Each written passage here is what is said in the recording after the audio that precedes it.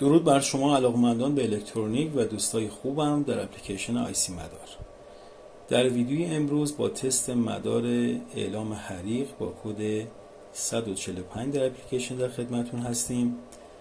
من این مدار رو در آزمایشگاه به روی برادبورد بستم و 9 ولت رو به این مدار دادم و میخوام در ادامه براتون مدار رو تست بکنم. مدار از یک سنسور حرارتی استفاده میکنه و یک پتانسیومتر برای تنظیم حساسیت این سنسور در این مدار هست که توسط این بیزر حریق اعلام میشه که میتونید به جای بیزر از یک مدار آژیر استفاده بکنید یا هر چیزی که بتونه در واقع اعلام بکنه حریق رو. خب من با این فندک این مدار رو براتون تست میکنم، امیدوارم که مورد توجهتون قرار بگیره.